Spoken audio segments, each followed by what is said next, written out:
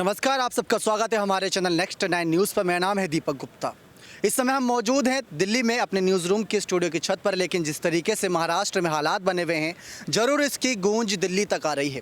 और जो आज एकनाथ शिंदे ने बातें करी, वो दिल्ली की सत्ता में बैठे मोदी शाह के लिए भी खुश कर देने वाली खबर है। जी हाँ, और उद्धव शरद के लिए बहुत तगड़ा झटका, क्योंकि हालात ऐसे बने हुए महाराष्ट्र में जहां पर 164 जो बहुमत प्रस्ताव रखा था विशेष मत, उसमें उनको हासिल हुआ था, जो एक बहुत बड़ा कह सकते हैं विधानसभा में उन्होंने जंग जीती थी, क्योंकि विश्वास मत हासिल करना कोई आसान काम नहीं। लेकिन शिंदे और फडणवीस की सरकार ने ये कर दिखाया था। अभी हाल ही में जो पंचायत के चुनावों के नतीजे आए, उसने सभी को हिलाकर रख दिए। और मंगलवार को ये पंचायत चुनावों के नतीजे आए, जिसमें कहा जा रहा है कि बीजेपी शिवसेना गठबंधन की संख्या 200 के पार जाएगी, ये एकनाथ शिंदे ने कहा है। लेकिन इसमें जो बड़ी खबर है कि पंचायत चुनावों के परिणाम घोषित किए गए थे। इनमें चुनाव में बीजेपी को 259, जबकि शिंदे गुट की शिवसेना को 40 सीटें मिली, वहीं दूसरे पर एनसीपी रही। ये रहा यहाँ पर पूरा मामला। लेकिन जिस तरीके से एकनाथ शिंदे का जो हालिया बयान सामने आया है, अगर वो सुने तो दिल्ली की राजनीति भी उन्होंने हिला रखे है महाराष्ट्र से बैठे बैठे, क्योंकि 288 कुल विधानसभा सीटें हैं महाराष्ट्र में। लेकिन उसमें से दावा कर दिया एकनाथ शिंदे ने कि 200 सीट उनको मिलेंगी आने वाले वक्त में विधानसभा की।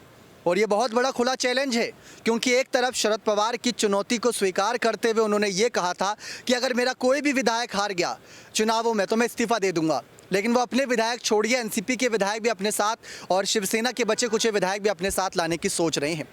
164 उनको फ्लोर टेस्ट में आंकड़ा प्राप्त हुआ था, आप सभी को याद ही होगा। 99 प्राप्त हुआ था महाविकास अघाड़ी सरकार को, और कुछ विधायक एब्सेंट थे। लेकिन सवाल ये बना कि अब एकनाथ शिंदे ने जो 200 सीट जीतने का वादा कर दिया कि 200 विधायकों का समर्थन विधानसभा में उनके पास होगा। अभी मौजूदा हालात देखें तो 39 विधायक उनके पास मौजूद हैं, 105 के करीब विधायक बीजेपी के पास मौजूद हैं। ये आंकड़ा अपने आप में एक बहुमत का आंकड़ा को साबित कर देता है। कुछ निर्दलीय विधायकों का भी समर्थन है। लेकिन इसी के साथ साथ जो सवाल है वो ये है कि महाराष्ट्र की सत्ता पे राज करने वाले कहीं ना कहीं जो चाणक्य कहे जाते हैं, जिस तरीके से किंग मेकर कहे जाते हैं, शरद पवार क्या चुप रहेंगे? क्योंकि 200 का आंकड़ा पार करने की बात कर दी है, और यही बात इन्होंने जब राष्ट्रपति चुनाव था तब भी करी थी। अब यहाँ पर शिवसेना के विधायक तो ले उड़े ही है, यानी कि जो उद्धव के विधायक थे उनको तो अपने साथ ले गए।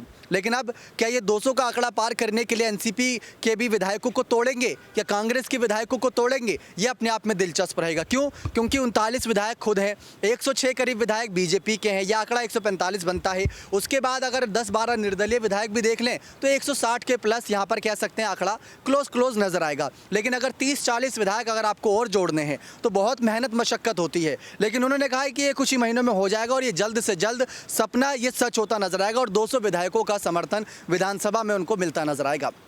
इस दावे से मोदी शाह तो बहुत खुश नजर आएंगे, लेकिन उद्धव शरद के होश उड़े हुए हैं। अब देखना यही दिलचस्प होगा कि महाराष्ट्र की राजनीति में एकनाथ शिंदे मुख्यमंत्री पद पर जो हैं तमाम दावे कर रही हैं, उन दावों को कैसे झुठलाते हैं उद्धव ठाकरे और शरद पवार की महाविकास अघाड़ी सरकार की गठबंधन।